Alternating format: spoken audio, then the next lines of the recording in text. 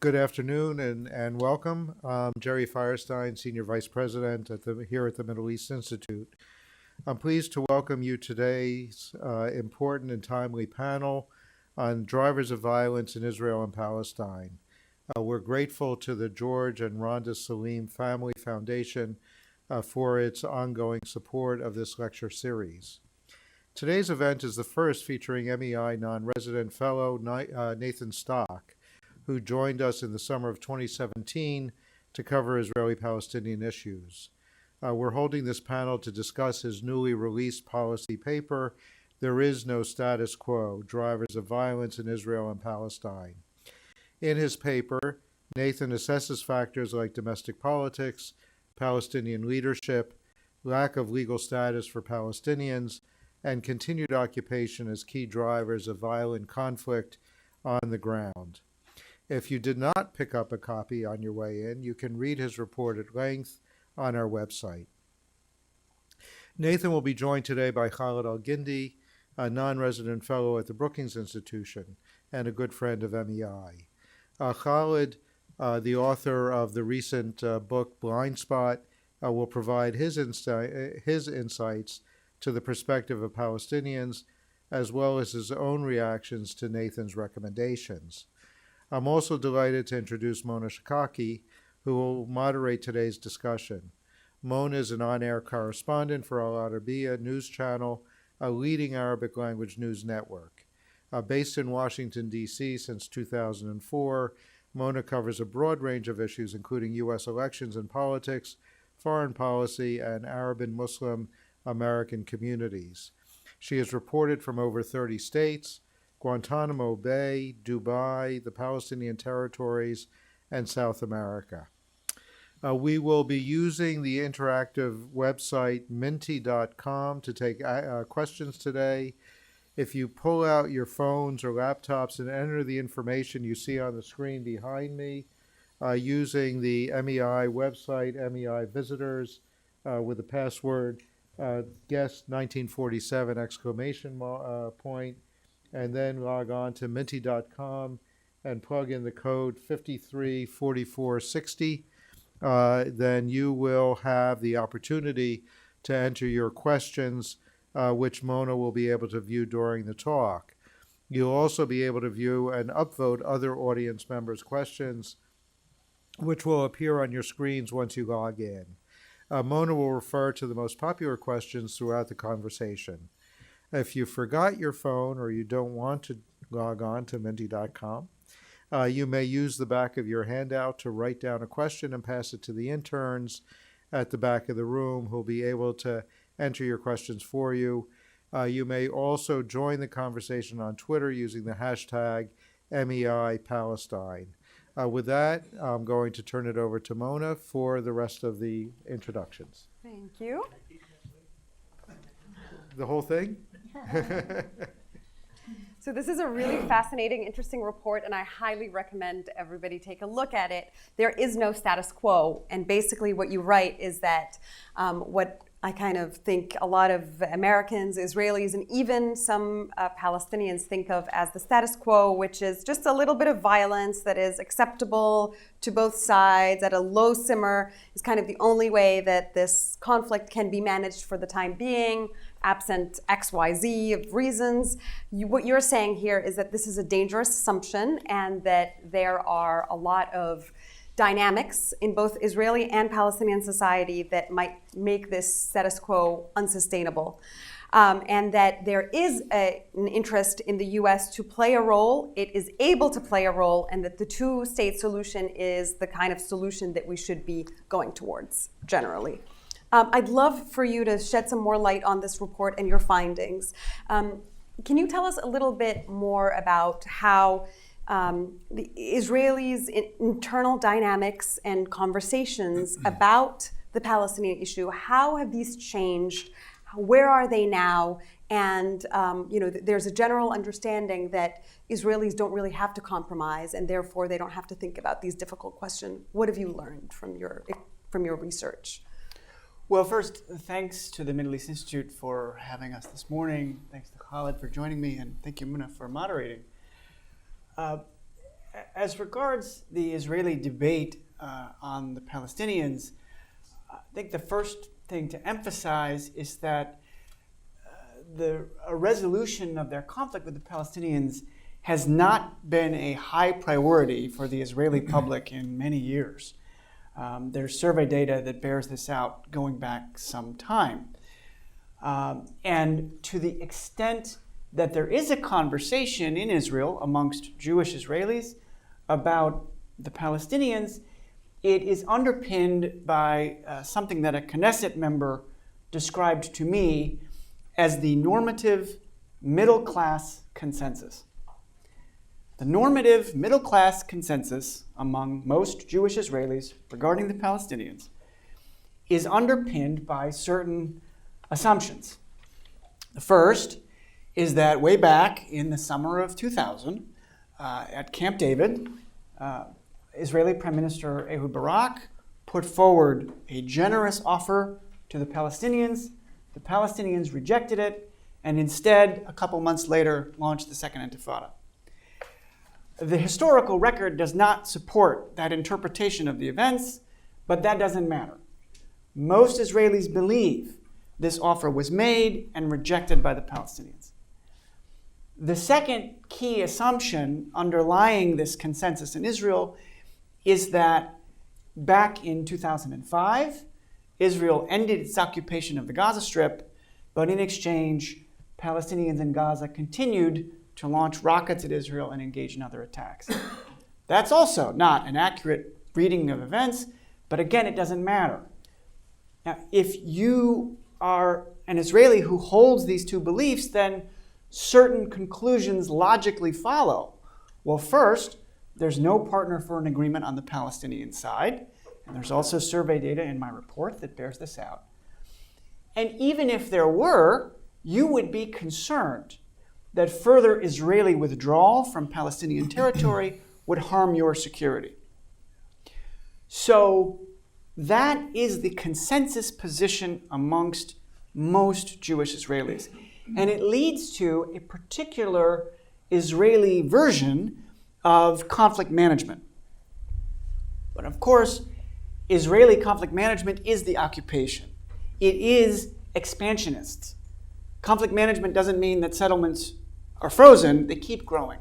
Palestinian displacement increases. Palestinians remain physically separated from one another. The Palestinian economy remains hamstrung by Israeli restrictions. So this consensus on conflict management for Palestinians is inherently destabilizing.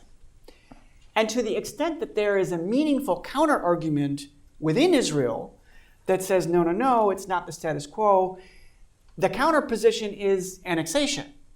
Let's do away with this de facto status of occupation and formally annex some or all of the West Bank. But those two positions form the parameters for the debate in Israel.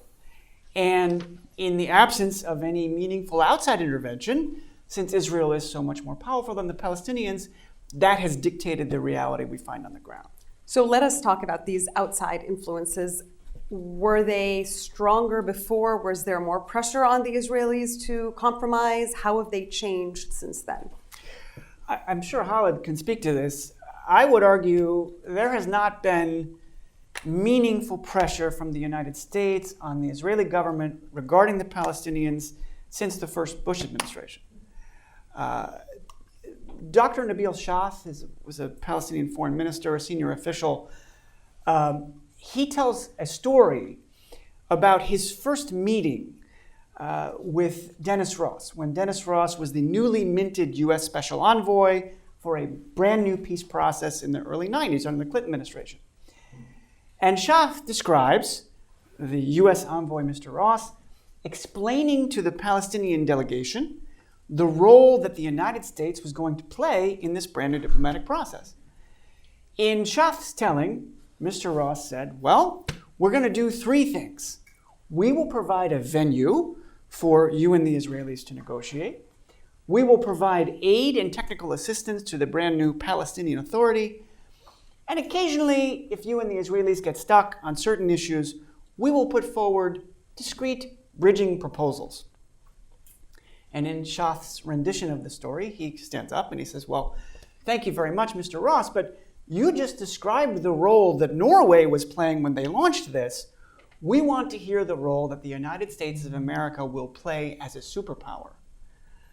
I would argue the U.S. has never answered that question, and arguably that's why we're sitting here. Because Israel is so much more powerful, in the absence of constructive pressure from the United States, it's been able to get what it wants as the Israeli domestic consensus has veered away from Palestinian statehood. Thank you. So I'm going to go to Khaled. Khaled, your book, Blind Spot, talks a little bit more about that. So I kind of wanted to ask you to expound a little bit more about that, and then I want to go back to the Palestinian situation, the internal Palestinian dynamics. Sure.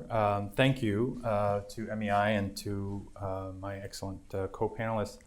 I'm just going to take a minor exception with something that Nathan said. The United States did answer in terms of how they were going to go about conducting the negotiations.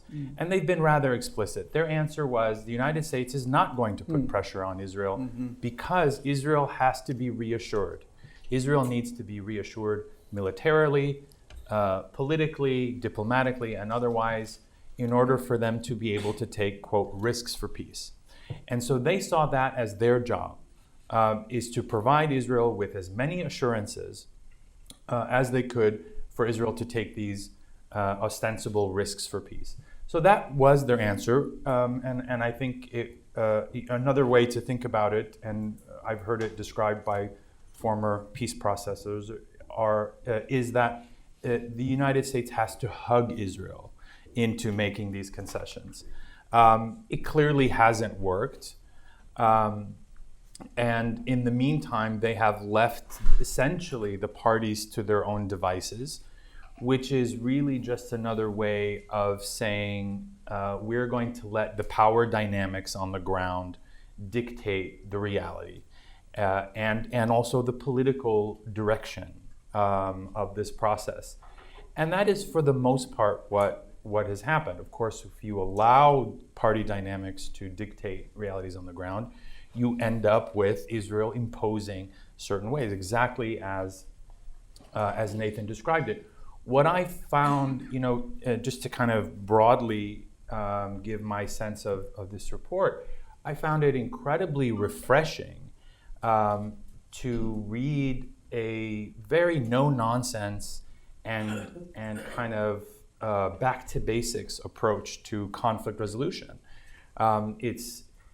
It's almost absurdly logical, but in a way that is so rare when dealing with this issue in Washington, where all of the normal rules about conflict resolution and power and politics just somehow seem to sort of go out the window, and we have to suspend our logic in order to entertain an entirely different paradigm where you pressure the weak party and hug the stronger party.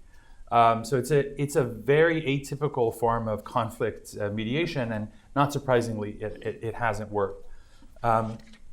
Just a couple examples of what I find refreshing. Nathan looks at both internal and external factors in terms of the threats that are posed directly to a two-state solution and the triggers and drivers of violence and instability. One of the things I most appreciate is, in addition to things like settlements and the occupation, of course, the repression that goes with having to impose a status quo on a population, the blockade in Gaza as well. In addition to these factors, Nathan highlights the importance of Palestinian political fragmentation and decay. Things like the declining legitimacy of the Palestinian leadership, growing authoritarianism, the absence of a real strategy, a lack of clarity on things like succession, what happens when Mahmoud Abbas leaves the scene. All of these things it's logical enough, but again, completely absent from U.S. policymaking discourse in terms of how Palestinian politics and the dysfunction in Palestinian politics, part of which is a result, a lot of it, of course, is self-inflicted, but part of it is a result of certain components of the peace process. How that plays into kind of hamstringing the diplomatic process. If you don't have politics, and we have a situation where there are no institutional Palestinian politics, and yet all throughout the past 13 years, since the paralysis happened after the division in 2007, there's been an expectation that somehow Palestinians are going to build the institutions for a state without having any institutional politics, which of course is completely nonsensical. So I very much appreciate the fact that he clearly identifies internal Palestinian politics and its dysfunction as a driver of this instability and violence. So I wanted to actually ask Nathan about this because, I mean, you're saying there is no status quo, but in fact, in U.S. policy making circles, the idea is that there's actually, the status quo is sustainable, has been sustainable both locally. Hamas and Fatah have no, or the PA have no reason to reconcile. Nobody wins from new elections. Nobody wins if Abbas goes. So it's kind of like the symbiotic relationship, kind of to a certain extent. And then in the wider version of this story for the US and for Israel, Abbas is controlling the violence to a certain extent. He is still coordinating, doing security coordination with Israelis. Just today, there was an agreement to release some of the funds that the Israelis, the tax or VAT revenue that the Israelis were suspending from the PA. So in fact, for them, this is a very sustainable status quo. So why are you saying it's not, and what is going to change that's going to make it not sustainable? Well, you are right. From the perspective of the Israeli government, elements in the Israeli security apparatus, they can argue that for their purposes, this is working reasonably well. And certainly U.S. policymakers, long predating the Trump administration, who have been unwilling to go beyond what Khaled rightly described as this warm embrace of Israel, they can also fall back on the argument that, yeah, it's not ideal, but all hell hasn't broken loose yet, so I think we're fine.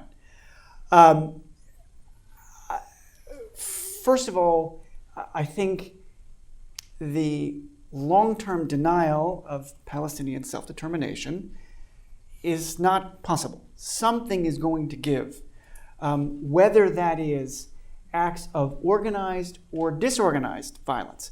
And we have seen significant examples of the latter over the last few years. Let's not forget what some Israelis called the Intifada of the Knives, going back to the summer of 2014, a series of stabbings perpetrated by very young, politically disengaged Palestinians. So one way or the other, the status quo wherein Palestinians lack political rights, either in some unitary framework within the Israeli state or in a state of their own, I don't see how that can continue indefinitely.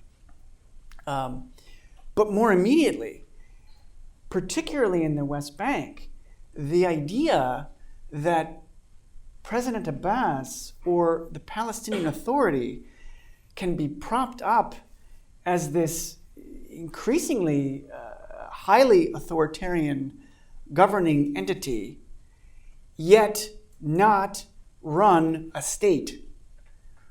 When we think about other dictatorships around the world, typically dictatorships have a monopoly on the use of force and a monopoly on the revenues with which to dole out patronage to sustain their political systems. Well, President Abbas runs a highly authoritarian political system, albeit in the 18% of the West Bank where the PA has jurisdiction, but he has neither a monopoly on the use of force nor even control of his own revenues, as the Israelis remind him every single day. So this is a particularly unstable foundation on which to build an authoritarian Palestinian regime. In Gaza, because the Israeli occupation is more indirect, there are less immediate triggers of violence between Israelis and Palestinians. In a way, that affords Hamas a more stable set of tools to maintain their internal control. But Gaza is also unstable for its own reasons. So yes, I mean, there's an argument to be made that we've managed this far, but when I look at these underlying dynamics, I don't see how this can possibly last. I wanted to ask Khaled a little bit more about these dynamics, and I actually wanted to read you a quote from the report, which I found really, really interesting. And this is talking about kind of the future of where this leadership is going. To a certain extent, Abbas has legitimacy. He is in terms of, he's one of the older PLO leaders. He's able to control kind of many sectors of the Palestinian, of the PA, in a way that you argue an upcoming or new leader would be unable to control all of this. Whether that's good or not is yet to be seen. But there's this really interesting part here where you say that Palestinians who came of age in the 1970s and 80s saw themselves as part of a global struggle for national liberation. They identified with anti-colonial efforts in South Vietnam and Algeria. Younger people today don't have this. They do not see themselves situated in a broader, credible liberation movement. I found that really interesting as somebody growing up in Palestine also, or more recently. So I just wanted to have Khaled tell us a little bit more about how these internal dynamics, where they're going, which direction do we see this? Yeah, I found that to be a very interesting point as well. And I think it speaks to the failure of leadership really across the board, whether we're talking about the PA and Fatah or Gaza, Hamas and Gaza. And in addition to the absence of a strategy, neither of them have a meaningful strategy. There is a kind of ideological vacuum. It's really up to Palestinian leaders to situate their struggle within some broader framework, right? To say we are part of this global movement for self-determination or freedom, or we are part of the Arab Spring, or we are part of whatever it is. It's up to Palestinian leaders to kind of articulate, to give some ideological meaning to the broader Palestinian struggle, both in external terms and in internal terms. And they haven't done that. So I think it just sort of underscores, here's something that Palestinian leaders have agency, right? Israel doesn't control the minds of Palestinians. And this is something they have control over. And yet we are still seeing an inability to articulate that. But if I could I want to go back to this point about the inherent violence. I really, one sentence that sort of struck me as so, again, absurdly obvious and logical. And by that, I mean that in the highest form of flattery. I mean, it's not a negative, but it's just so supremely logical. And this is from Nathan's report. Quote, "The status quo is itself a recipe for violence." I mean, it's so simple, and yet it completely captures exactly the reality we have on the ground. And the reason the status quo is inherently destabilizing is because it is imposed by force, and people forget. The status quo is not something that exists as an act of inertia, or it's passive. This is a situation that is maintained through force of arms and enormous amounts of coercion. And in fact, in order to maintain it, it needs increasing amounts of coercion to be sustained. And that is what, if you look at the trajectory of what has been deemed acceptable or unacceptable in this conflict over the past 20, 30 years, it used to be people were outraged when Yitzhak Rabin talked about breaking the bones of Palestinian protesters or using rubber-coated metal bullets. Now it's simply routine that Israel uses live ammunition against unarmed protesters, or that 100 people could perish when in an airstrike against an apartment building, wiping out entire families. I mean, these are things that happen that didn't used to happen, and that there is sort of a desensitization with regard to, and I think it's part of this trend. In order to maintain this status quo, you need growing amounts of repression, and growing amounts of repression will itself trigger growing amounts of counter-violence. Okay, so I wanted to go back to your proposal. Your proposal is that the two-state solution is still something that we should be going towards, or we should be seeking. And I'm going to ask you a question that one of the audience members has put. Has the Israeli expansion of settlements reached a tipping point in making a two-state solution untenable? There's a lot of debate on this question. I would argue the answer is no. And I say that, and this is in my document, because the two-state solution has always been a political project more than a geographic one. I don't mean to suggest for a moment that Israeli policies that have expanded settlements in a deliberate effort to undermine the two-state solution are in any way acceptable. My point is simply that settlements can be knocked down or handed over to Palestinian control. That construction of buildings unto itself is not terminal for the two-state solution. And the fact that the so-called end of the two-state solution is actually quite hard to define, in turn helps explain why all of these reports of its impending demise have not done enough to spur international action. What is more important is the politics. What would be much more concerning to me as regards the future of a two-state solution is if, for example, Prime Minister Netanyahu does get another term, if he comes out on top in these coalition debates and doesn't resign via indictment, and if he then, as he promised to do just a few weeks ago, moves ahead with the annexation of the Jordan Valley, that may be a terminal problem, because this is a political construct. And the more Israelis internalize, as they have been doing for years already, that there is no West Bank, there are no Palestinians who have political rights unto themselves, if their government begins to move toward de jure annexation, then we may be in a very different conversation. But until that time, the argument in my report is that a two-state solution is the least difficult to implement. Not that it's easy, but if you look at survey data, which I've pulled together in my report, on how Israelis respond when you ask them, well, all right, let's all live in one state. Let's ensure that our Palestinian neighbors have equal rights as full citizens.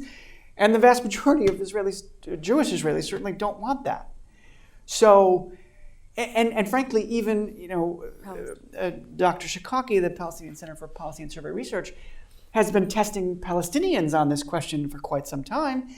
And you don't see majority support among Palestinians for a one-state political outcome. So actually, I have your data here. 14% of Israeli Jews, only 14% of Israeli Jews and 10% of Palestinians support the one-state solution. However, going back to the conversation, Khaled, that we were talking about, and this, talking about the lack of a broader kind of strategy. I mean, there are a lot of Palestinian activists here and elsewhere who are talking about, well, there is a broader thing that we should be looking towards, which is not the nation state. The nation state has passed us by. We should be looking to equal rights for all. And that way the Palestinian liberation struggle is attached to all of these other minority struggles in other places, including African Americans in the United States and elsewhere. And so if you had a Palestinian leader that was actually providing a coherent goal of a one-state solution, then it would be more popular. I mean, is that do you think that's the case, or what would you say, Khaled? I mean, theoretically, yes. I mean, if you had, but that's kind of the problem, is that we don't have that. We don't have a local, a Palestinian or Israeli political actor that is rallying around this idea of one state, which is pretty remarkable, given how just given public sentiment, right? There's a significant portion, maybe perhaps not a majority or a plurality, maybe it is a plurality at this point, but still there's a significant segment of the Palestinian population, even if we're only looking at the West Bank and Gaza, that supports a one-state solution, and yet there hasn't emerged a political program or political actor that's sort of rallying around that. And that has to do with, lots of things: general Palestinian decay, political decay, the lack of strategic thinking, creativity politically, the absence of a political life institutionally. But just on the question of two states, I agree with Nathan entirely that the ultimate determinant of whether a two-state solution is viable is not how many settlers or how many buildings or how many roads are on the ground. Those are all human endeavors. They can be reversed in the same way that they were erected. But it is a political question. But the political component of it is sort of where I get stuck, because the two-state solution has always been kind of the least worst option available to the sides. It's not something that any one side sort of romanticizes, or it's sort of it's something that emerged out of a sheer sense of pragmatism on all sides.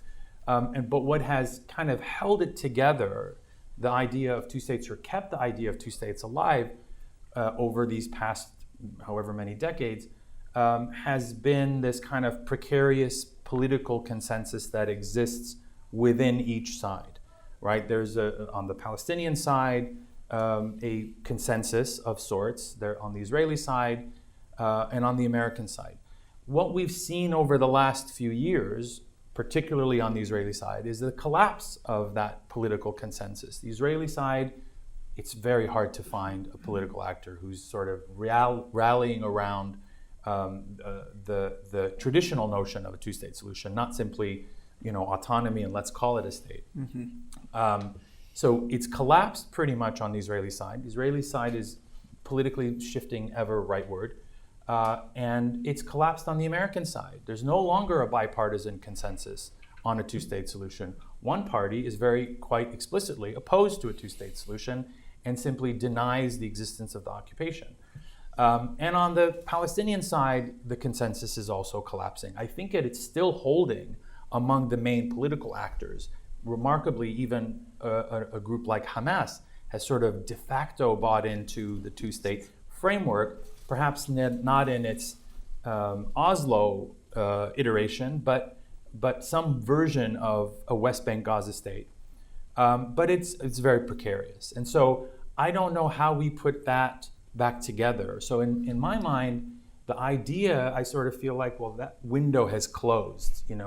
How are you going to convince, how do you re-engineer Israeli politics so that you bring the idea of two states not only back to life, but to the forefront, and to make it a political consensus.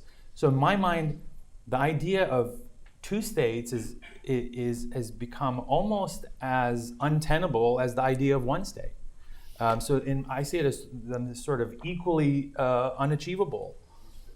I have two questions here that I think are kind of solutions to what you're saying, Khaled, whether possible or not. But is there a role that the international community, both regional and further afield, can play to break this deadlock? Or will this conflict always be monopolized by the current players? I have another one, which is, would another intifada be limited? That was kind of another kind of option. This question says, would another intifada be limited to Israel or Palestine, or might it expand to include other actors? But I'm just kind of wondering about these two. The role of the international community? Well, can I take one step back to your earlier point, and to I'll come back to this, but just to the one state question one more time. Khaled's point is dead on. It's surprising that there is not, in one sense, it's surprising there's not political leadership among the Palestinians that's at least talking about this and taking it seriously.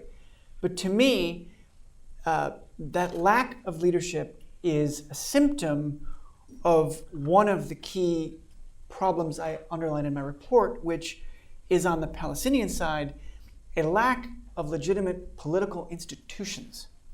Set aside the personalities, President Abbas, the political parties, just the structures. This, to me, is perhaps the single biggest problem in Palestinian political life. And let me be clear, I'm not a Palestinian. Perhaps it's easy for me to be critical, but it is the lack of institutions through which Palestinian people in the West Bank and Gaza, and hopefully also in the diaspora, can articulate national goals, come to some consensus on what they want and how to get out of the mess they're in. This, to me, is the core problem. And one of the major factors that has got us into this mess is the Fatah-Hamas split. Fatah and Hamas not only have been divided since 2007, but that division and Hamas's sort of monopoly of control inside Gaza and Fatah's monopoly of control in the West Bank cities has really flattened, has really crushed other hubs or poles of Palestinian political and civic life.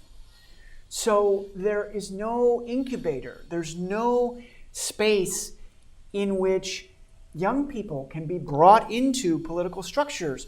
I have a quote from a young activist in my report who describes this very well. He said, there's no incubator for talent. When young people organize to pick up trash in their neighborhood, they explicitly post on Facebook that they are not affiliated with any political party because the political parties are all seen as corrupt.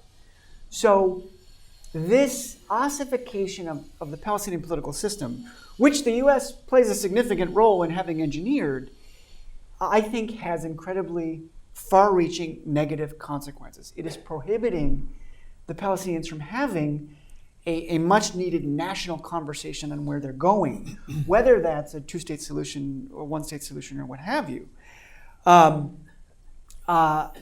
As to a role for the international community, in an ideal world, there's absolutely a role. I mean, Khaled was speaking a moment ago about the artificial parameters of the debate on this conflict in Washington. I mean, this conflict is quite unique, at least in the annals of post-Cold War U.S. diplomacy, in that the U.S. has been so reticent to apply any meaningful pressure on the stronger party to get to the policy outcomes the U.S. says it wants. So, as we're entering an election year, I think it is at least worth speculating on what a different foreign policy from the United States could look like. It is worth noting that Senator Sanders has mooted the idea of conditioning U.S. military aid to Israel on progress with the Palestinians. I mean, compared to where the conversation was 2 years ago, that's a sea change. It's significant. So I wouldn't take off the table the idea that a Democratic administration could treat this conflict like other threats to peace and security, which would mean going to the Security Council, using the Security Council to lay out benchmarks that would get us toward deoccupation. And those benchmarks would have to be married to a set of very carefully calibrated incentives and disincentives for both sides. As someone who focused on the Fatah-Hamas rift for many years, I'll be the first to tell you that that dispute in some ways has become just as intractable as the Israeli-Palestinian conflict.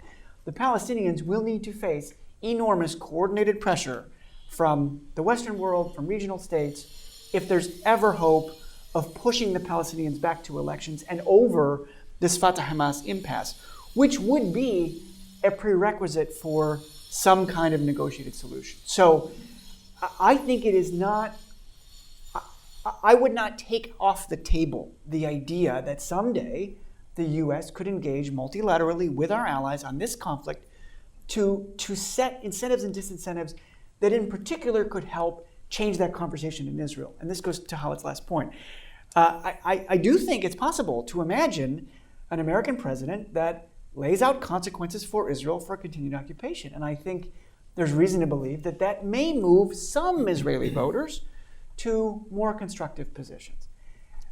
We just haven't tried it yet. Khaled, anything you want to answer? Yeah, I mean, I completely agree with Nathan on both points. It's true there is no arena for holding these kind of internal Palestinian political discussions. The PLO, of course, is an empty shell. The PA now has followed the same path as the PLO. It has no functioning legislature. There is no oversight. There is no forum in which to have this conversation except perhaps Twitter and Facebook and the internet in general on an informal level. But certainly no. Again, it speaks to the absence of institutional politics. And one of the major themes in my book is precisely this question, which is that yes, Palestinians have agency. Yes, Palestinians are ultimately responsible for their own politics. But as the weakest party in the entire mix, the Oslo peace process, as managed by the United States over a quarter century, had a very big hand in paralyzing Palestinian politics. And so the outcome that we have today, where we have no institutional politics, is largely a function of a dysfunctional peace process. There's no question in my mind about that. It's true the next administration could do things differently, especially if it's a Democratic administration. Even if it's not, Bernie Sanders who ultimately wins the nomination, it's clear that wing of the party that he represents is influencing the rest of the field on a range of issues, including this one. So it's theoretically possible. On the other hand, I think it is more likely that if a Democratic administration comes in, they're more likely to simply, one of the disadvantages of the current administration is that it doesn't take much to distinguish yourself, right? It doesn't take much to be able to say, look how horrible they are and how moderate I am. And so that does open up some space in terms of being able to criticize Israeli policies or the Trump administration. But it also makes it very tempting to simply cling to the status quo ante and say, if we just go back to the way things were before Trump did all of these horrible things, or as close as we can get, then that looks like major progress. And so there's not a lot of political benefit in the calculus of an incoming Democratic administration to take risks beyond that. So just a question from an audience member. Israel has always ignored the UN. Why would it be different under a Democratic administration? Anybody want to take that? And briefly, because I have a lot of questions. Well, it all depends on what the United States does. I mean, if the United States is leading a diplomatic process with the muscle that we can bring to bear, then I think Israel's calculations would change to some extent. All right, I have another couple of questions on Gaza. If Israel annexes the Jordan Valley or the entire West Bank, what does that mean for Gaza? And I have another Gaza-related question, which is the fact that Gaza and the West Bank are not contiguous. Is that a problem for the two-state solution? I'll take the first one on Gaza.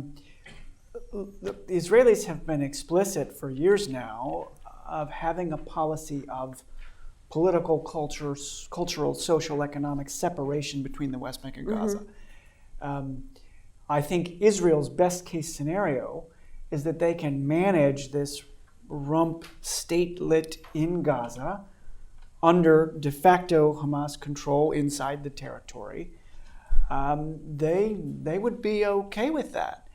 And I think one of the many negative outcomes, should Israel move ahead with, say, annexation of the Jordan Valley, is that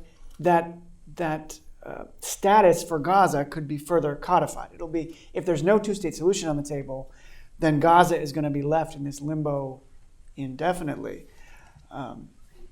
And about the two-state, how can the two-state solution happen with the division between Gaza and the West Bank? I kind of found it interesting.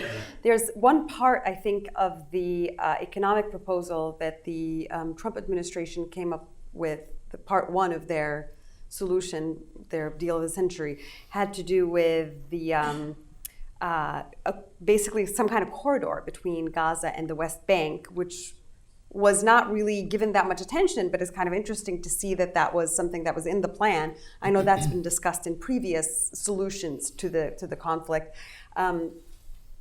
What do you say about that?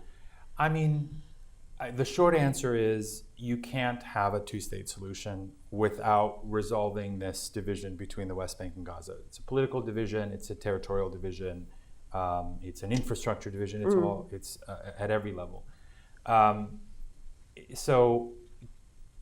But there's this kind of schizophrenia because one of the policies that have been upheld, not just by this administration, but by the last two US presidents, is effectively to maintain that division. They have been, because to encourage the PA to go back to Gaza and the reunification of a Palestinian Authority, that requires some kind of integration of Hamas, some normalization of a Hamas role in Palestinian politics. Perhaps not necessarily in leadership, but certainly as a legitimate political actor within Palestinian politics. And for the most part, U.S. administrations have been opposed to that. So we're stuck. Everyone wants to see a reunification of the PA, but nobody wants to see Hamas integrated into Palestinian politics. But I mean, isn't that what Nobody happens? here in Washington. Isn't that what happened though with Lebanon? I mean, I know there are different distinctions, but Hezbollah is also technically a terrorist organization, the way Hamas is in the U.S. But they're part of the government, and there's a kind of way to coexist. Yeah. But it's about political will. It's not just a legal question. It is a legal question, but it's also about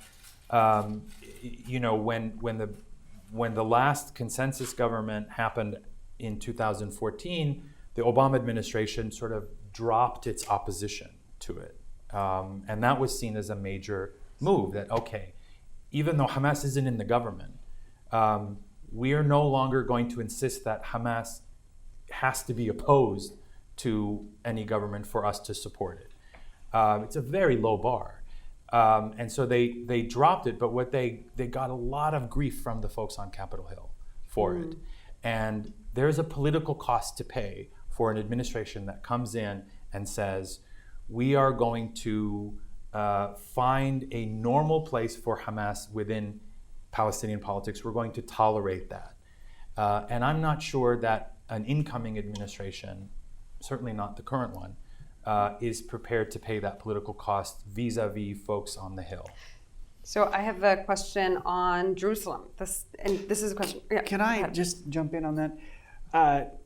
Khaled is certainly right about that. And you made a point a moment ago about what would be the political benefits to an incoming Democratic administration to take this on. I don't want to risk sounding too pie in the sky, but I can imagine a positive scenario. When I look at the Israeli-Palestinian conflict compared to other conflicts in the region, it is more amenable to resolution via the tools of multilateral diplomacy. Palestine's not a failed state yet. It would not require sifting through competing warlords and terrorist groups and working out these relations and reestablishing governance and all of these challenges that are very prevalent when looking at Syria, to some extent Yemen. So I don't have a crystal ball, and I have no reason to be optimistic, frankly, but I can imagine a Democratic administration that says, actually, this is relatively doable. We know the players involved. We have decades-long relationships with the political actors on both sides. Even Hamas is a coherent and relatively constructive political actor that, in the right conditions, could be brought into a sort of solution. I see it as something that has the potential to be a win in a region where a lot of the other policy challenges for the United States are even more complex. That's not to say that they will move in that direction, but I could imagine it. And on Hamas, I mean, Khaled's certainly also right. But if you did have a White House that was willing to take this on, the positive, relatively positive precedent that the Obama administration set in not shunning the technocratic government set up in 2014 is something you could build on.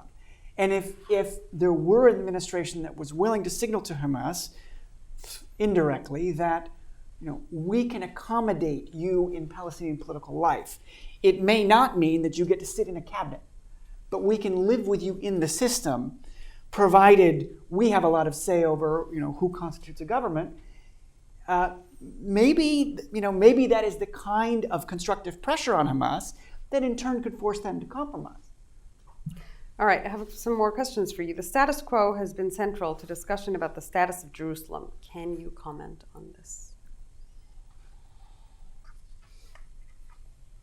You're the author of the report. Read that one more time. It's basically the status quo has been central to the condition that Jerusalem is in right now. Where is that going forward? How could that be? Nowhere good. I touch on this very briefly, but the status of Jerusalem, and particularly in the eyes of some Jewish Israelis, the fate of what they call the Temple Mount, the Haram al-Sharif for Muslims, this is an issue that is very salient now that was not really on the agenda, say, back in 2000. Not only among a certain segment of religious conservative Israelis, but, you know, even for Israelis who are more secularly inclined, they have come to see the potential for Jewish access to the Al-Aqsa complex as a kind of freedom of worship issue. That, well, if Muslims can go up there, why can't I? And this is because of the Trump administration's policies. And you have a suggestion in your report about how the Trump administration, if it wanted to start going back, could do something on the issue of Jerusalem. Well, yeah, let me divide those two. So the first issue I'm talking about was the status of the Temple Mount. That's hard. I don't have a good answer to that. I mean, there have been proposals floated for many years for access regimes to the old city. I mean, there's probably something you could work out, again, if there were real political will and pressure from the outside. But it is sensitive in a way that it didn't used to be. As regards the change in the U.S. position, recognizing Jerusalem as the capital of Israel, I mean, that was an incredibly counterproductive move. The only obvious way to get around that is to issue a follow-up statement that acknowledges Palestinian aspirations to East Jerusalem. And in theory, if you read the wording of President Trump's declaration, there is space for that. Of course, I don't see any U.S. administration that would just rescind it, even a Democratic administration. But the key would be acknowledging a Palestinian presence in East Jerusalem. And honestly, if you wanted to go a step further, well, if we've recognized West Jerusalem as the capital of Israel, then go ahead and engage in de jure recognition of a Palestinian state and say East Jerusalem is the capital of the state, and now we will work toward seeing its independence. All right. I have some more questions for you. Stock, you said that Israeli-Jewish consensus on Camp David summit, which led to the Second Intifada, was mistaken. Can you elaborate? Sure. First, if you look at the maps of the territorial proposal that Prime Minister Barak made to President Arafat in the summer of 2000, they do not lay out a contiguous and viable Palestinian state. Prime Minister Barak was proposing a territorial settlement wherein Israel would have annexed 2 strips of the West Bank running east to west, so that if you were a Palestinian moving from Hebron to Nablus, you'd have to cross Israeli territory twice. They were also proposing a long-term lease on the Jordan Valley, and there was no discussion of the fate of Palestinian refugees. So that is a better offer than previous Israeli leaders made. I mean, isn't it but better it is not than what sufficient. we've seen since then? Have we seen anything better since I think then? Prime Minister Olmert actually got closer to something the Palestinians could accept. But my point is simply that is not a sufficient basis for an independent state as we would recognize one. And certainly it's not hard to see why President Arafat rejected that. There's also not clear evidence to suggest that the outbreak of the Second Intifada in September 2000 was some premeditated scheme. I've never seen any evidence to that effect. Could I just say, on just going back to the issue of Jerusalem, because I agree actually with what you said. But in terms of your question of haven't we seen better? Well, the Clinton parameters were far better. The Taba negotiations and the proposals on both sides were far better. But on the issue of Jerusalem, Jerusalem is sort of like Gaza in the sense that it's excised from the peace process. It's excluded. It's not under the PA control. It's a site of recurring violence. And there's this myth that it's not occupied, right? So, and that's partly why it's kind of excluded from the peace process. So there's this idea that Gaza is not occupied since the Israelis left, and the same notion in East Jerusalem. This is Israeli territory. I mean, it's a different notion, but the same idea that this is not occupied. What we've seen because of the recurring violence is sort of an explosion of that myth that these two Palestinian areas are not occupied. And that they are forcing themselves through this recurring violence, because violence is politics by other means, forcing themselves onto the agenda. And that is one way, I think, to look at why these, why we have such instability, particularly in those two areas. It's not a coincidence. That's a really good point. Oh, one last point.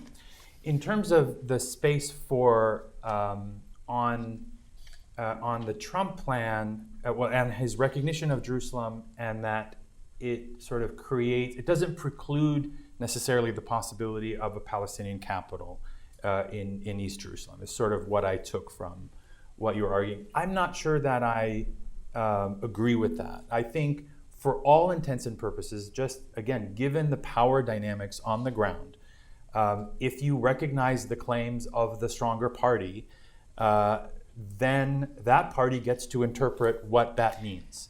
And we know that the Israelis have interpreted it to mean all of it. So the State Department can parse the words all they want, that they're not specifying a boundary, that nothing has really changed in U.S. policy, but the reality has changed because Israel's behavior has changed subsequently, and even American behavior changed. When you see the special envoy, Jason Greenblatt, and the ambassador to Israel, David Friedman, with sledgehammers in Silwan, in East Jerusalem, under Palestinian homes, taking sledgehammer to walls, they are acting out that policy on the ground. And it's clear that this administration has given a green light for Israel to Israel's claims, and has normalized it and legitimized it. Yeah, you're absolutely right on that, Khaled. What I meant was that the only way you get around that is if you have another administration that makes some serious positive claim to Palestinian sovereignty in East Jerusalem.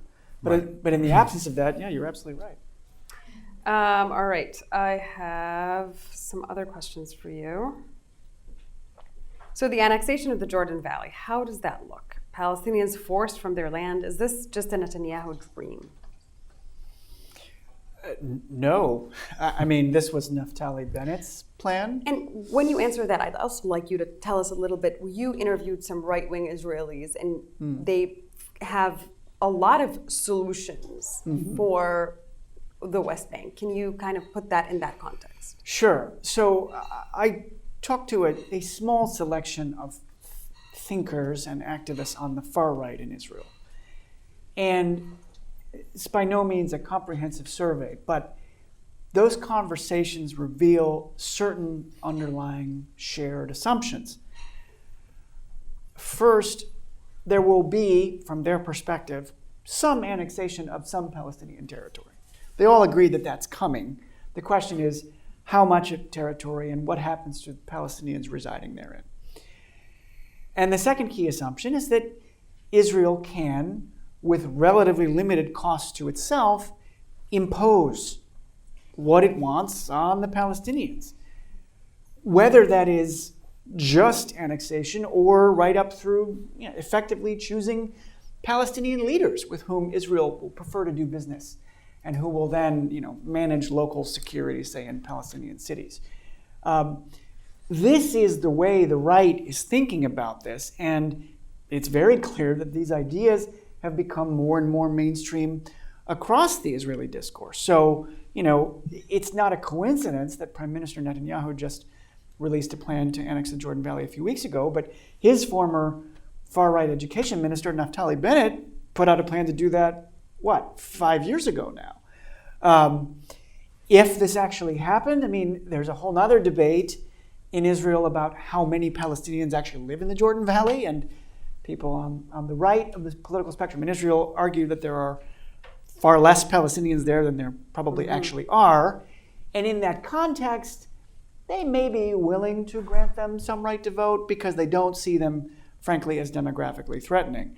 But again, if we go back to the point that the two-state solution fundamentally is a political project, if Israel is asserting itself to say, nope, this is Israel, then it is very hard to see how you get back to any sort of two-state paradigm. So on that, and I have another question that kind of gels with that. How can the Israeli narrative, the Palestinian question, be affected and made more reality-based? Is it just outside actors? Say it again. How can the Israeli narrative on the Palestinian question be affected and made more reality-based? Is it outside pressure? How do you affect the Israeli narrative on the Exactly. Right now there's no pressure for them to accept anything, and there's no violence, or the level of violence is not to the degree that forces them to make any compromises. Is it one of these two things? Is that it, or I is there think any other? I think it has to be.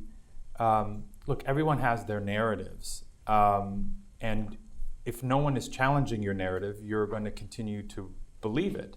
And especially if your very strong allies are agreeing with your narrative, then that just further reinforces it. So the first challenge, or the first act, I think, would be to challenge that narrative. So Israel would have to be challenged not only by Europe, because Europe, of course, Europe's views are dismissed. Europe has a history of anti-Semitism.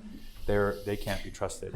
But when the United States challenges their narrative, they will stand up and listen, and they'll say, oh, maybe we didn't get it right. So that's the first thing that needs to happen. And that challenge has to be backed up with some consequences. So whether or not you accept the narrative, we don't like your behavior. Your behavior is contrary to U.S. interests, to our goals in the region, and we want to compel you to act differently. And that comes back to the question of being able to apply meaningful, diplomatic, political, financial, and other forms of pressure. So speaking of this question is, what interest does the U.S. have in sustaining its relationship with Israel? And I'm assuming that we can talk about external reasons, national security external reasons, but also just internal U.S. domestic pressure. Does anybody want to? Sure. I think domestically, Israel is going to have a very effective lobbying operation on Capitol Hill for the foreseeable future. But not only that, the U.S. and Israel are held together by cultural, religious ties. I don't see that changing radically in the near future. Yes, there's an energized group of younger activists, young American Jewish activists and others who are willing to push the relationship in a very different direction. But there are enough, I think, thick ties that bind, socially and culturally, that is going to remain a domestic driver of having a close relationship. And then there's certainly a geostrategic argument to be made. I think that case is often overstated. But if you accept that, yes, Iran is going to remain some kind of regional rival to the United States, Israel in that regard is an ally, as are other Gulf states. So there is a certain geostrategic logic to maintaining the relationship. But I would argue that there's no good reason whatsoever that the maintenance of that bilateral relationship has then morphed to include aiding and abetting Israeli colonization of the West Bank and Gaza. That doesn't align with any of these underlying U.S. interests. Okay. I have one more question about the U.S. here. What repercussions do you anticipate when the Trump plan is announced? Do you want to take that, Khaled? The short answer is none. I don't think there will be any repercussions. I don't think there will be. You don't think there was going to be a plan, or do you think there or you're saying I'm doubtful that there's a plan, but even if there's a plan, I think it will be, to put it in very technical terms, a big fat nothing burger. I really don't think that the plan has any value. I think even they are beginning to understand their vision. I mean, we don't know what's in the plan, but we know what their vision is, right? We know that it's not a sovereign state. We know that there's no capital in Jerusalem. We know they're trying to take refugees also off the table. And so we know none of the issues that Palestinians care most about are in the plan. So the plan doesn't have real value politically. And I'm doubtful, they may have a plan, they may have a document with lots of words on it, but I'm doubtful that it will be released anytime soon. One, because we've seen that many times it's been delayed. Postponed. But also, I think that there's more value in it for them to talk about a future plan and sort of dangling it in the air in front of people and say, here's our plan is coming, it's coming soon, could be 3 months, who knows, I don't know, than actually releasing it. Because once it's released and we all see that there's really nothing there or that it's exactly what we had anticipated, it immediately loses its value. So I think even they sense that there's probably more value in keeping, a lot more people are going to talk about it in the abstract than they are once it's released. And once it's released, you don't think it has the potential to unleash violence, or because there's not going to have a real life impact, or? I think violence comes, there was this absurd op-ed in the Wall Street Journal by two Washington think tankers a couple months ago about violence because there's such great anticipation of the Trump plan being released. Right on cue, the extremists are trying to thwart the plan by acting out in this violent way. We've seen this pattern before. Whenever there's hope for peace, there's violence. That is so completely not grounded in reality. Violence happens when there are high expectations that are not met.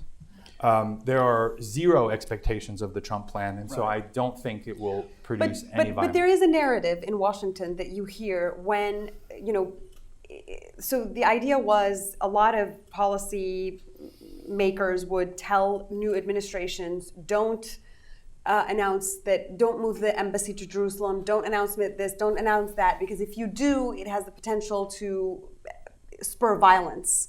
And now that they've done these things and it has not spurred widespread violence, a lot of people in Washington, pro-Israeli actors in Washington, are encouraging the administration to go ahead and do whatever it wants to do, because at the end of the day, this Palestinian violence is just not going to happen. People don't have the energy to do it. There's not the circumstances. I mean, isn't that also a dangerous narrative?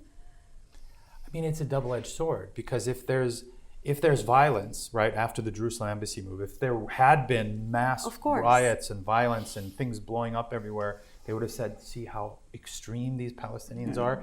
And if there's no reaction, if there's no violence, then say, see, nobody cares. So it's a lose-lose. The only thing I would add to that, I agree with Khaled's analysis. I have heard the concern from Palestinians that the Trump administration has already demonstrated a track record of vindictive policies vis-a-vis the Palestinians, and that when the Palestinian leadership feels forced to reject this nothing burger of a plan, they may face further penalties. I have no inside baseball on this, but that is one consequence I would watch. But I agree with Khaled, the plan itself, there are no expectations for it. So I don't see it unto itself being a trigger. I have another question from the audience on this, on the Trump deal. On the Kushner talks in the Trump deal, if in 2020 there's a new administration, what happens with the current highly anticipated deal in the works? And is there an obligation for the US to implement it? What happens if a new administration comes in and the old plan is out on the table? Yes. I think nothing. I don't No think any new administration administration is will feel bound like it's by- bound by No, it. I don't think so. I mean, whenever a new administration comes in, you know, Barack Obama reversed many of Bush's policies, not just in Iraq, but, you know, all around the region and on other issues. It's purely the prerogative of the president and his administration or her administration to decide how to deal with those past proposals. It's not official U.S. policy. A proposal is just a proposal. So I want to move a little away from the U.S. policy part of it. I have a couple of questions that are interesting about Palestinians and Palestinian internal politics. How can we include the Palestinian diaspora and refugees in this political process? How do we build Palestinian institutions with so many Palestinians living outside of Palestine? And then I also, just to follow up on that, Palestinian citizens of Israel, do they represent a coherent bloc with a particular viewpoint? What kind of influence could they exert? Do they support the one state or the two state with any coherence? Well, that actually leads me to a point that I wanted to work in, which is I want to be careful not to suggest that the Palestinians are lacking in agency. I mean, as Khaled laid out very nicely, the way in which the Oslo process has been so tilted against the Palestinians has had very negative implications for their political system.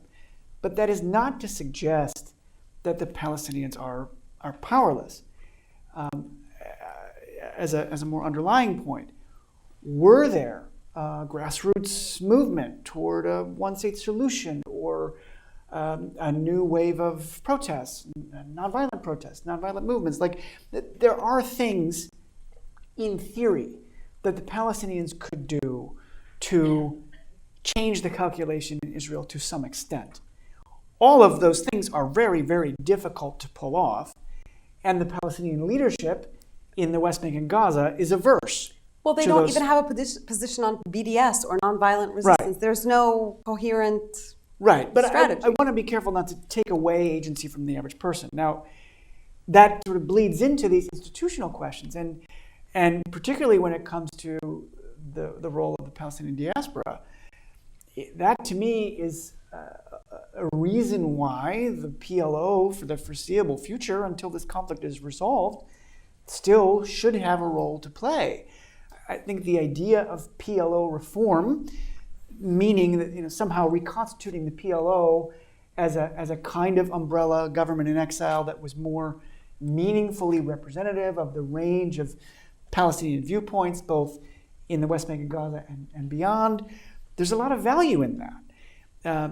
If the Palestinians could do that, not only could it bring the diaspora's perspective back into the conversation, but hopefully that would afford them that platform, that institution in which to make decisions.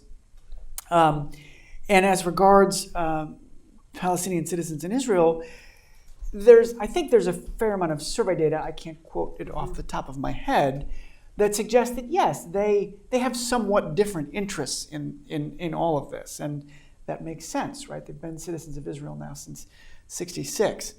The fact that the joint list, the 13 Arab-Israeli Knesset members who were just elected a few weeks ago, recommended the formation of a government headed by Benny Gantz is quite interesting and has proven quite controversial with other Palestinians. So I think it's not surprising that they have somewhat different equities in all this than, say, Palestinians in the OPT or in the diaspora. But I also think not only do they have a role to play, they might have a really constructive role to play. As they are Israeli citizens, as they almost all speak Hebrew. I've been to, for example, the Masarat, that's a think tank based in Ramallah that every 2 years hosts a very freewheeling conference where they bring together every possible Palestinian viewpoint under the sun.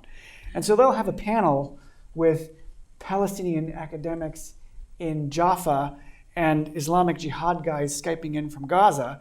And the Jihad guy is talking about how their rockets will liberate Tel Aviv. And the Palestinian academic working in an Israeli university is talking about how actually we need to find ways to talk to Israelis. I think all of these perspectives are relevant, and I think that Palestinian-Israeli perspective is particularly useful because they have a much higher degree of regular contact with Jewish Israelis.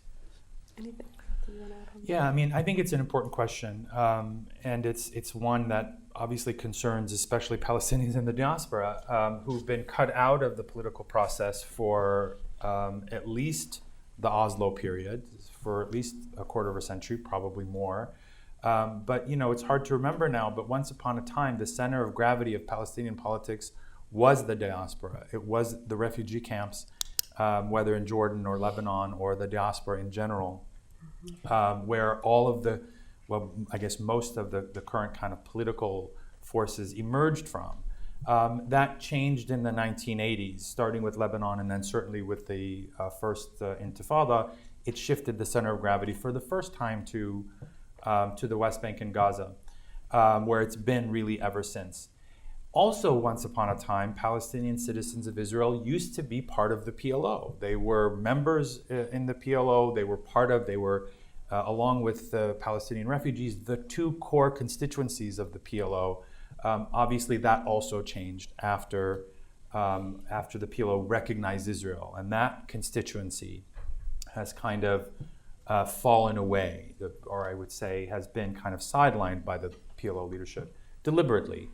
But what's interesting now is that given the stagnation of Palestinian politics in both the West Bank and in Gaza, the most dynamic sector of Palestinian politics today is in Israel. Yeah.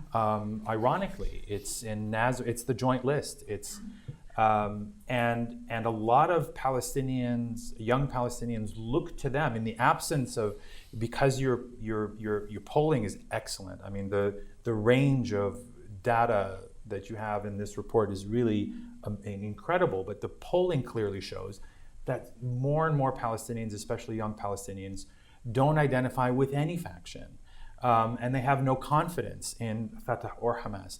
And that vacuum is leading many to look to people like Ayman Odeh or the Joint List as some Palestinian symbol of leadership. And so it's entirely possible in a reconfigured Palestinian political environment, which currently obviously doesn't exist, but at some point down the road, that the center of gravity of Palestinian politics could shift from the West Bank and Gaza to Israel, to places like Nazareth and Haifa instead of Ramallah and Gaza. But that would require a reinventing of Palestinian politics and a new vision for what the Palestinian national movement wants to achieve. Very interesting. Is there anybody here who has not had the chance to ask a question and has it written on a piece of paper? No? All right, I'll go then to a question that I have over here. Speaking also about Palestinians inside Israel, how demographically threatening is the current Arab population to the future of the Jewish state? The population of Palestinians who are citizens of Israel, I mean, if we're talking about that cohort, yes, I mean, they'd had slightly higher birth rates than Jewish Israeli citizens, but I think as the ultra-Orthodox population in Israel has grown, that's kind of leveled out. So my understanding of the numbers is that's fairly static. They're around 20% of the population of Israel, and I don't think there's forecast to be a significant change in the percentage of Palestinian citizens of Israel anytime soon. There's a different conversation as to whether or not Israelis should find the number of Palestinians in the West Bank somehow and Gaza demographically threatening, but I mean they don't have a vote in Israeli elections. I have a really interesting question here that I would like Hakam to answer. Hakam used to work for the PLO mission in DC before it was closed down by the Trump administration. And the question is, are there any representatives of the PA in Washington, DC? If so, can they be invited to a forum? The Hakam is right here. He was a representative, although I don't think he's a... Yeah, you're putting me on the spot. There are, I suppose, representatives, but I am not officially designated to do any work until this political aspect of it is resolved. I'm around, I'm unemployed, and I'm circulating, and I'm here if you have any questions. So yeah, please feel free to come up to me after this and ask me any questions you have. Fantastic. Any other questions that have not been answered, or any points that the speakers would like to make? Can I just address the demographic one? Because I don't know what it means to be a demographic threat. If it sort of implies that the mere existence of a group that is ethnically, religiously, or racially different from another group is in of itself some sort of a threat. And it's so I think the premise of the question is a little bit offensive, frankly. Well, I have a question. Where's the mic? No, I don't need a microphone. Have you asked this, and then I think we're almost ready to wrap up after your Okay, my question is not what happens today with Israeli Arabs versus Jews. What will happen 20 years from now when Jewish families, children per family, will be smaller than among Israeli Arabs?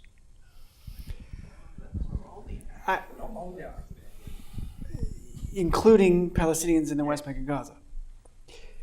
Well, I don't know. I mean, I guess to me the meaningful question is, at such time as there are more people of Palestinian descent between the Mediterranean and the Jordan River, would that then somehow pressure Israel to grant all of those people, millions of whom will not have political rights, equal rights? I would like to think so, but all the data we have now suggests not. All the data we have now suggests that Israel will, unless acted upon by constructive outside forces, will be content to go on ruling the millions of Palestinians who effectively live under Israeli military control and do not have a vote in Israeli elections. Unless there is constructive outside pressure, that is the future. All right, well, okay, we'll take a couple more questions.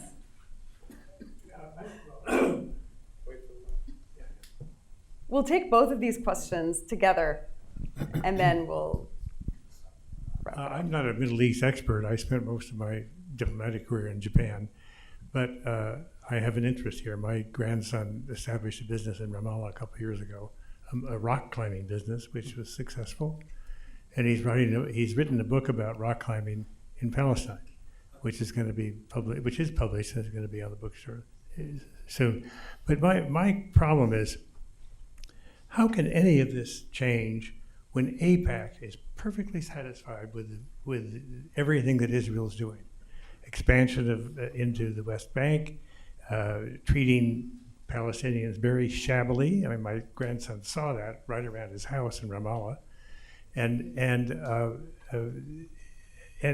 course, then the United States Congress, almost 100% anti-Palestinian. And behind you. I'm Peter Humphrey, an intelligence analyst and a former diplomat. I just note that the demographic bomb problem is that if a given population has 2% bomb throwers, and that population then grows by 50%, but it's still 2% bomb throwers, that's a lot more bomb throwers. So that's how demography works. The demographic question, I think, suggests that Israel should try and get rid of the territories as quickly as possible. And I'm wondering why Israelis don't realize that. It's just crazy. It's the ultimate existential I threat. think I know why they. Can I? Yeah. Can I ask? I'll ask the question, which is: will Palestine allow perhaps 5% Jewish population against the 15% Arab population in Israel? Or does the new Palestine have to be Judenfrei? Because that is the breakthrough. If those settlements were allowed to become citizens of the new Palestine, that would take care of so much of this. And those who don't want to be citizens can move back to Israel. All right, thank you so much. I think we're going to have our two speakers here address any of the questions that were brought up, and then we're going to wrap up, and then afterwards people can talk and mingle freely.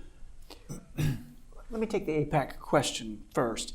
No question, Israel has a highly effective and very conservative lobby in Washington. I don't think the existence of a lobby is a sufficient excuse to stymie all U.S. diplomacy. And I think the Obama administration's pursuit of the Iran nuclear agreement is testament to this point. When the United States wants to, the United States can stand up to Israel's lobby. The lobby fought the Iran nuclear agreement tooth and nail, and the lobby lost. I had senior Palestinian officials at the time make the point to me that, well, if you Americans really wanted to fight the lobby on behalf of our right to self-determination, looks like you could. So I don't want to minimize that or be insensitive to the political pressures that any president would face, but I think it is a cop-out to say, well, there's this lobby, so that's it. Our hands are tied. I think the record suggests otherwise. Khaled, you wanted to address the demographic question. Well, I mean, I'm not sure I'm going to skip over that part about the bomb throwers because I don't want to engage on that. But as far as the settlers and citizenship, I worked on the negotiations during the Annapolis talks. And in that process, I was involved in meetings in which the Palestinian leaders proposed to the Israeli side, Abu Ala proposed to Tzipi Livni, that a certain number of Israeli settlers could become citizens. The thinking on the Palestinian side was that this creates a new option for certain lands that cannot be annexed and lands that by Israel, and also that Israel refuses to evacuate. And so this was introduced by the Palestinians, not by the Israelis, as a way to create some flexibility and create some new options. It would not apply to all 600,000 settlers. There would be criteria. Violent settlers, for example, many of whom are in the north and are extremists, or in Hebron, places like that, they would not qualify. The idea was summarily rejected by the Israelis from Tzipi Livni to Ehud Olmert across the board on the basis that they would never put the lives of Israeli Jews in the hands of under Palestinian jurisdiction.